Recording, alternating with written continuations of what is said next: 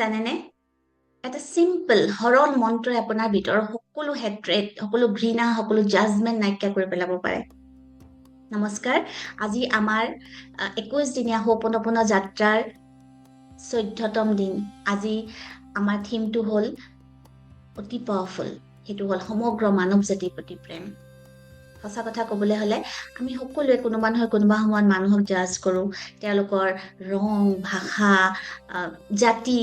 বা তেওঁলোকৰ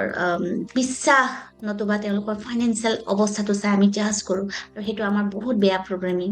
আজি আমি এই বেয়া প্ৰগ্ৰেমিংটো নাইকিয়া কৰিম আপোনালোকে আজি এনেধৰণে ধ্যান কৰক আপোনালোকে চকু মুদি ল'ব দীঘলকৈ উশাহ ল'ব আৰু এতিয়া কল্পনা কৰিব পৃথিৱীৰ সকলো ধৰণৰ মানুহক বিভিন্ন ৰং ভাষা বিভিন্ন দেশৰ বিভিন্ন ধৰণৰ মানুহ ধৰ্ম বিশ্বাস সকলো বেলেগ আৰু আপুনি এতিয়া চাওক প্ৰতিজন মানুহৰ ভিতৰত এটা ডিভাইন লাইট আছে একে এনাৰ্জি আছে সকলোৰে ভিতৰত এতিয়া আপুনি চাওক আপোনাৰ হাৰ্টৰ পৰা এটা গোল্ডেন লাইট বিয়পি পৰিছে সকলোৰে ফালে এতিয়া কওক আই এম চৰি মই আপোনালোক সকলোকে ছেপাৰেট বুলি ভাবিছিলোঁ প্লিজ মোক ক্ষমা কৰক মোৰ ভিতৰৰ এই জাজমেণ্টৰ বাবে সকলোকে মই বেলেগ বেলেগ দৃষ্টিৰে চোৱাৰ বাবে থেংক ইউ মই এই ৰিয়েলাইজ কৰাৰ বাবে যে সকলো মানুহ একেই আৰু মই সকলোকে ভাল পাওঁ I am sorry please forgive me thank you I love you I am sorry please forgive me thank you I love you I am sorry please forgive me thank you I love U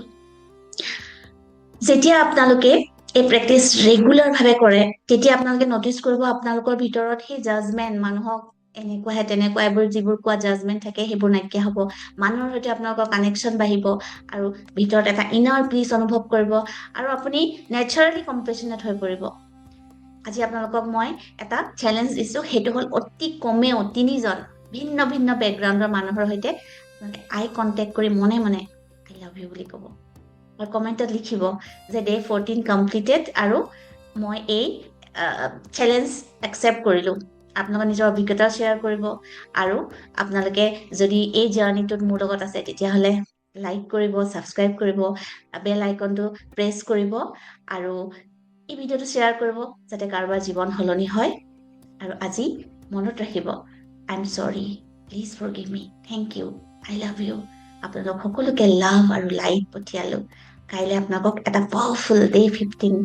technique লৈ পুনৰ আহিম